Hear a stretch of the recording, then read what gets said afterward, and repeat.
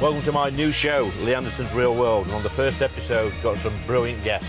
Nigel Farage, Brendan Clarke-Smith, Simon Danchuk and Vicki Michelle. Stay tuned.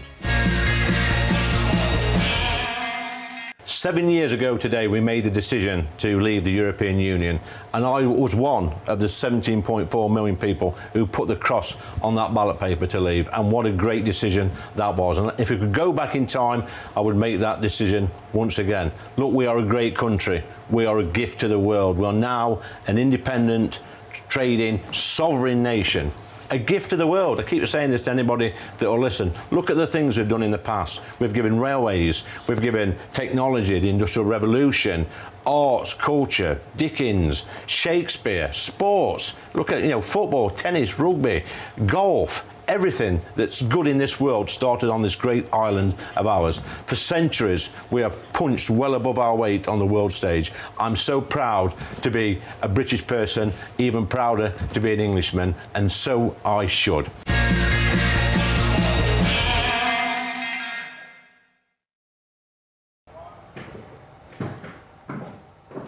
Seven years ago today, I voted to leave the European Union, so who better to join me on my first show than Nigel Farage. Well, thank you, Lee. Pleased to be here. Cheers, Nigel.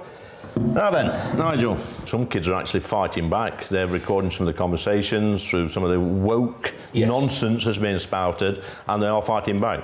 I get a lot of emails from teenagers saying, Nigel, I don't know what to do. Do I speak out? Don't I speak out? And I sort of say to all of them, well, I felt like that a little bit, all those years ago. Our teachers had come from the Second World War. We had one chap, Mr. Swain, God rest his soul, he'd been a prisoner of war. He'd actually been shot. He showed me his bullet wound. And we had Mr. Ralston. He was in the Royal Navy, Sailor Bill, we used to call him.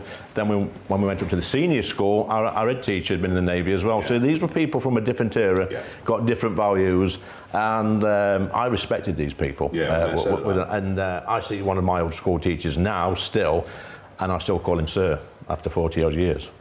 But let's move forward a little bit. Yeah. I'm going to bring in somebody now in the corner. We have a token lefty in the corner. It's Simon Danchuk. After all these years, Simon, you've finally got your name up in chalk. That's a great accolade, that is. That's great stuff. Thank you. So you actually voted to remain. You certainly are responsible for me being here, doing this job for GB News and being a Member of Parliament. Would you do it all again? It came at a price, and I don't mind the price that I had to pay. I regret the price that those close to me had to pay. I want to speak to real people, and they don't come much realer than Gary the cabbie. Gary, I want to ask you a question today about low traffic neighbourhoods and how that impacts you and your income as a cabbie driver. I'm delighted to have Brendan Clarke-Smith MP for Bassett Law with a big majority. He doesn't like to talk about it, but he's an ex-school teacher, ex-head teacher. Brendan, what's going off? Well, don't ask me, I'm a giraffe. If your boy, oldest boy, I know he's at school now, Henry, if he came home and says, Dad, I'm a cat, how would you handle that? Well, I mean, to be honest, he came home last week and we were having that conversation that no parent really wants to have. He asked me to buy him a Liverpool shirt. And I said, you can forget that. I think I need a drink. I think I need one. Well, teachers used to be able to do this at lunchtime once upon a time. I think we remember that. And smoke in the staff room, but don't condone that, mate. Well, there you go. It used to be kids hiding behind bike sheds. Teachers have to do it nowadays.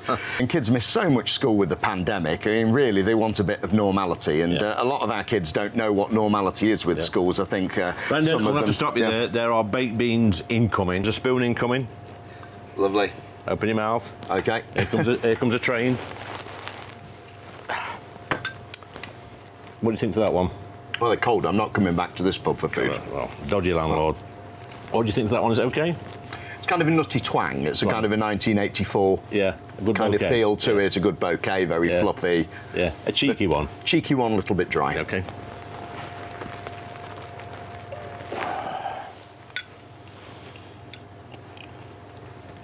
And then it's a very plain, very flat taste, very.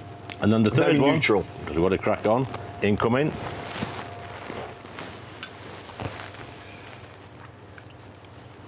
Well, I've just had a glass of water before this, and I think that was probably stronger than those beans that I've just tasted. So You've been to Glastonbury. I've been to Glastonbury, They're yeah. paying £24,000 to stay in a tent for the weekend. I have some sympathy with that, if I'm honest. Final one we've got this week is James O'Brien. Oh, yes. Have you heard of James? Yes, He's LBC presenter. He's impersonating a radio presenter at the moment on LBC.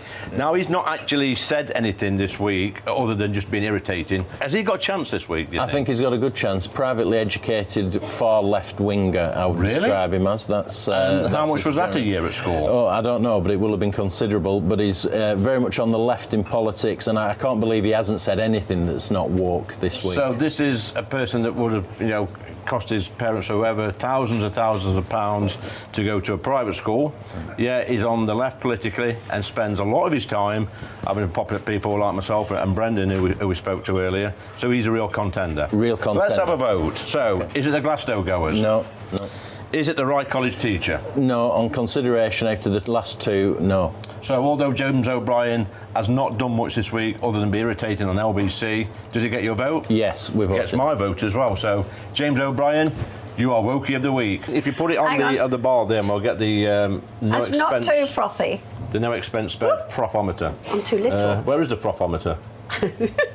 It's somewhere over there on that table. The tape measure. Is that a good... Adam, is that a good one? whoa! He had one job. As luck would have it, I've got the scoreboard here.